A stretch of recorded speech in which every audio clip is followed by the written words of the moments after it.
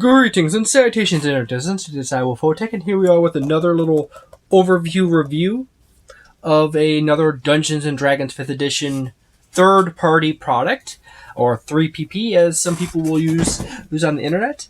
This book is the Game Master's Book of Random Encounters by Jeff Ashworth. As you can see, there's a red, white, and black color scheme to this book. There is 2 pages of contents section. I don't know why I air quote to that. I have a weird quirk where I sometimes air quote for no reason. But anyways, there's a forward introduction, one-shots, taverns, inns, shops, and guild halls section. I don't know why I did that all in one thing and then said section after all that. But anyways, temples, tombs, and crypts section. The great outdoors section. Homes, hideouts, labs, and lairs section. Rooftops, alleyways, tunnels section. Randomized tables and more section. And random location generator section. Each one of these little sections is set to a D8, a D20, or a D12 or some other dice size like D20s and a D4 for the rooftops and alleyways and tunnels section. So let's get started. First and foremost, there's the forward by Michael Lachea of the Lazy Dungeon Master. He's okay. Introduction to the book. This section explains how the book is set up and explains what the book is about and what it's not about. It reminds you that what this book is fundamentally about is it is seed ideas and some resources to help insert into your campaign to make it slightly easier or some moderately easier to run your game by not requiring you to come up with everything. But then the next section is what it is not, is it's not a completely comprehensive book. Whatever it gives you is pieces of stuff that you can stick in, and you're going to have to fill in some stuff around that or add things in either specific to your campaign or because a lot of the stuff in this book and in his books are just like light outlines with some mechanics thrown in. So you're definitely going to have to add stuff just to make it a full thing as opposed to a half a thing or a quarter of a thing, which is typically everything in his books are. It's that quarter or half a thing. It's like an outline with some characterization and some items you sprinkle in, and boom, you just have to add some more stuff, update it a little bit for your group, and you're good. You got a little section on explaining what the different boxes are, the tables explained in here and there. The key for the symbols on the map in this little pink bar here. I have to say this very quickly. The key is almost completely useless.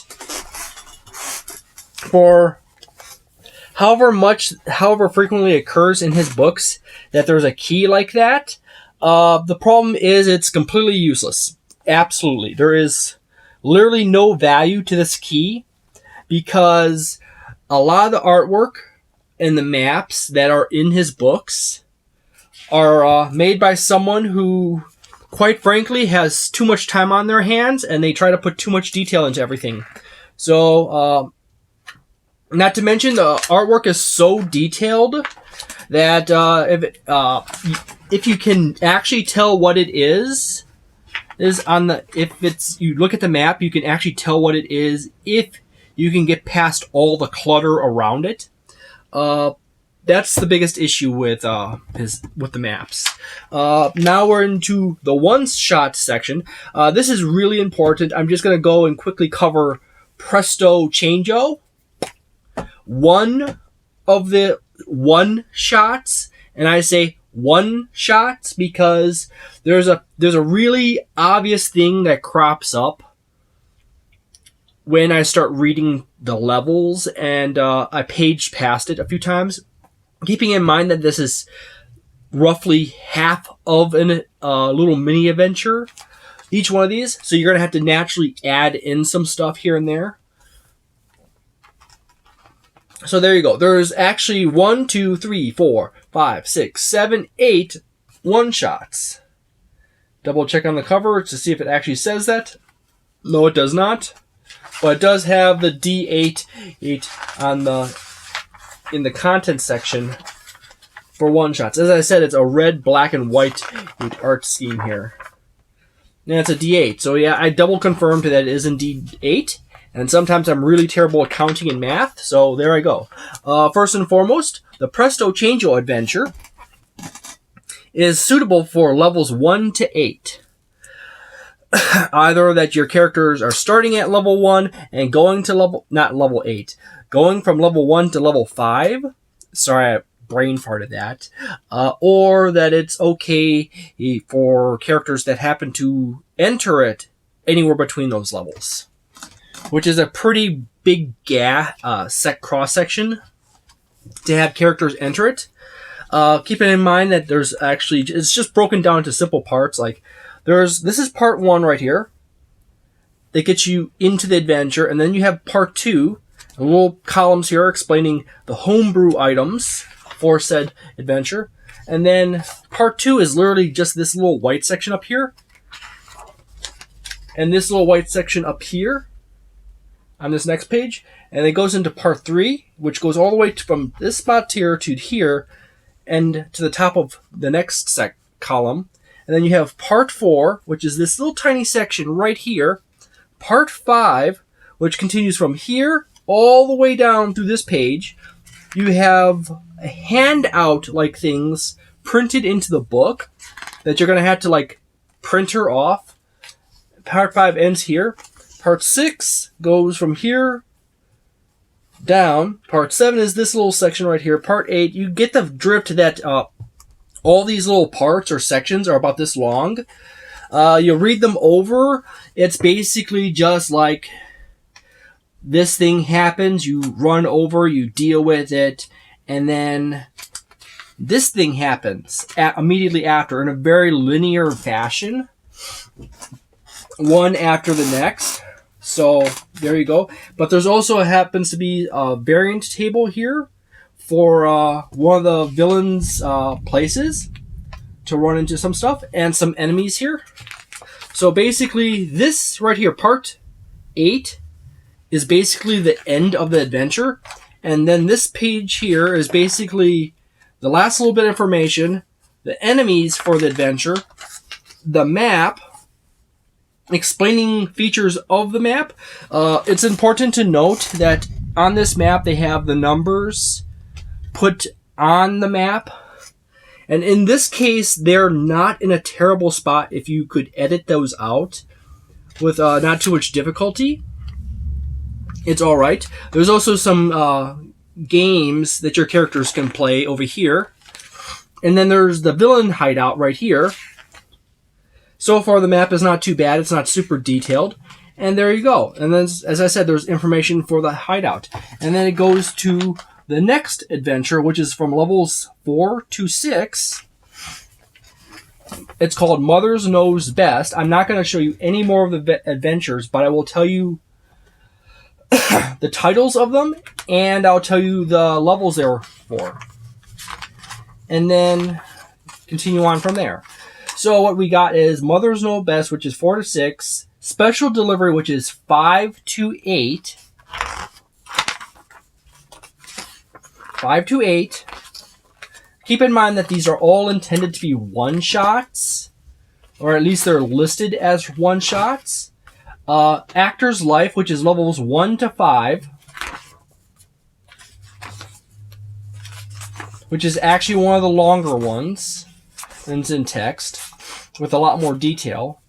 The Tomb of the Forgotten Paladin, which is levels 1 to 3. So, like, yeah, that's interesting. That is possibly doable in a one-shot, the 1 to 3, if your characters are really proactive. Nature versus Nurture, 2 to 6.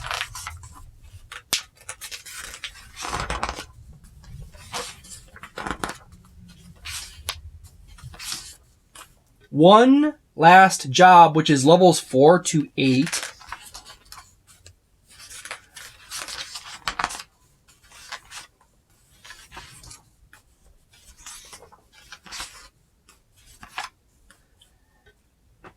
And the Portal Prison, levels 8 to level 20. So I'm going to be really frank with this. Jeff Ashworth apparently does not understand the term one-shot at all. Completely doesn't. And it's just one of those weird things that just kind of crops up. Another side note that some of the items in his adventures seem to be copy-paste from other types of items. The actual core game book. You know, like, you get something out of, like, the Dungeon Master's guide. It's essentially that, but you add a penalty to it, or you add an extra benefit to it, and that's basically it. The artwork is actually incredibly nice on a lot of the stuff. But yet again, as I said before, you have issues with being excessively cluttered and having lots and lots of numbers for the stuff. So you have to stop and... yeah, that's going to be a bit. This is the next section, the Taverns, Inns, Shops, and Guild Hall section. Each one of these is typically about 1 to 2 pages. You got 1 page here for a simple, the Not Hostile. Funny punny name. And then it continues on the Two Doors Tavern, which is 2 pages. The Big Little Bar, which is 2 pages, and so forth. The maps are overall rather nice. As I said, my biggest issue is that they put numbers on the maps instead of doing what I do, which is a grid system where you put letters and numbers across the bottom of the map, and you cross-reference to the point on the map, and then you have a key on the other side that simply lists what you need to do. Simple cartographer or map-making techniques. Amazing. But anyways, this is clearly someone who is an artist first, and this happens to be someone who draws maps as well.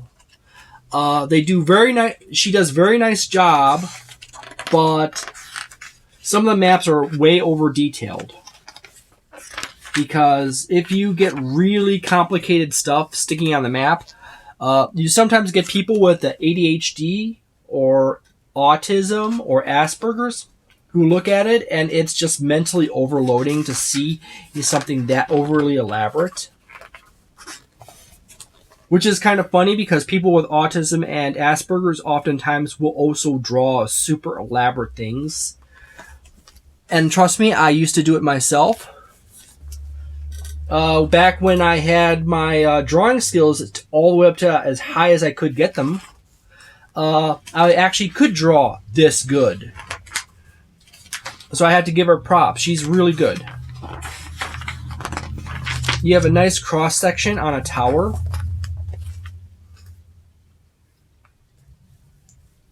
That's the tower right there. And that's the cross section cut out of the tower.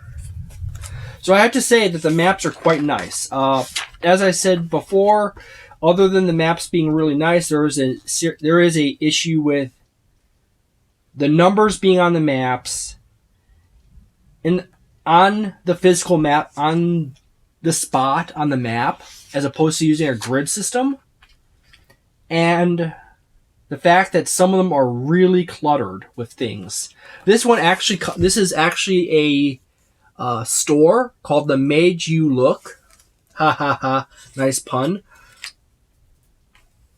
Which actually has on the next page, which is a nice selection of magical items.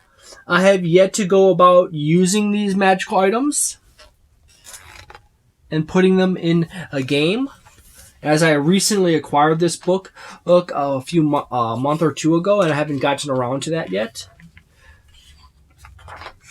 if I do put these adventures or these shots and these items into an actual adventure, I'll make a separate video at that point, and I will actually do a little review of that little adventure and my adjustments to it. Because, as I said before, the one-shots are basically simple outlines with basic characterization and out situations. So, as you can see, it just keeps going. There's tons of maps in here. They're all really detailed. They're all fairly nice, except that they are overly detailed in some cases, and they have numbers on them. So, I say, as you can see, as I page through this book, there's one of those really detailed maps. And then there's actually a side view of what you're looking at from the ground level up. So there you go. They can be quite useful, as I say. So, and it just keeps going. The Great Outdoors. Incidentally, the Great Outdoors section happens to be the case where there is the most complication in some of the maps, where it gets difficult to actually tell elevations because there's so much detail and extra stuff stuck on them. Like, see this? This is actually a tree, a view from the side, and this is the inside of the tree. But then you have a number there. You have to look over here. Unnecessary information here and there, but yet there's also clutter. You got that. It's a very pretty map.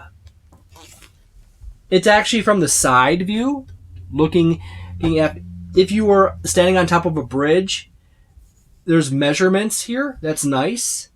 But, yeah, that's a lot of detail there. Not to mention, it's not typically a view or angle in which most players see in a Dungeons and Dragons game, so it can be kind of mentally confusing to some players when you start describing it like that. It's more of an aid for the Dungeon Master than anything else. So, there you go. Side view maps are weird.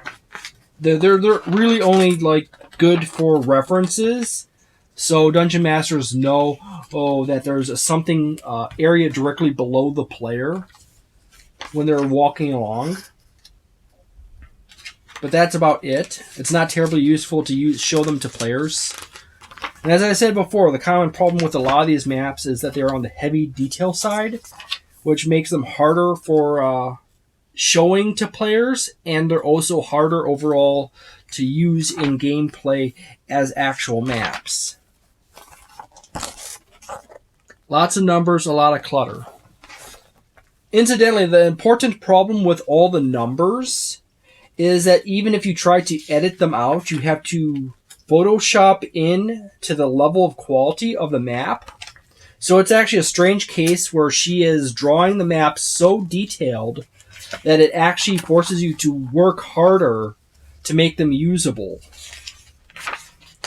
In the case of Dungeons and Dragons maps, you really do not need super high quality maps with tons and tons of detail. Adding more detail than a certain level actually makes them less useful. And she is definitely riding that line between it's useful to its unnecessary clutter and it causes problems with players, particularly neurodivergent players. So, and then I'm going to jump a few pages. As I said, there's tons and tons of maps in this book. And there's also in back here in the rooftops, alleyways, and tunnels section, there's actually the blacked out numbers here and there. Those actually interconnect with other maps in this section. So this is actually one of the few situations where you can cross-connect multiple maps together. They are actually well enough, they're set together well enough that you can actually create a map. This is actually an overview map with a path line going through a town and then you got tunnels. Yet again, the tunnels are nice, but they're over detailed, and sometimes the numbers are put in inconvenient spots. Randomized tables, which are nice. I have yet to use those, so I do not know how nice they are, and so forth. Considering that this book is typically selling for like less than $20, I do say it's definitely worth buying for less than $20. However, it does still require it looks to require a bit of work to make usable in your adventures. And then there's also some stuff that looks like it's potentially game breaking, either in power or it just is a logic break in the game system. And you might have to adjust a few things to make it actually usable without causing players to ask like, well, why is this working like this? And stuff like that. Maps are nice reference points for dungeon masters to run adventures with. They're overly cluttered for actually using for players. Other than that, this book is kind of like a 2.75. Let's say if this book was selling for $50, it's a 2. There's better things at that price point to buy than this book. However, considering that this sells for less than $20, it's probably like a 3.25 star book. It is worth buying, but it is not like a first buy. There's more important, better books, but this does definitely have stuff that can help you out in your games to add a bit more variety. It just needs work here and there. You're probably going to have to redraw some of the maps. If you have players who are on the spectrum or ADHD or some other issues, you are definitely going to have to redraw a bunch of these maps because they're a little too overly cluttered. So thank you very much for watching this video. I hope you enjoyed, and I hope to see you again next time. Have a delightful day, a nice night, a wonderful weekend, a magnificent month, and see you. Bye.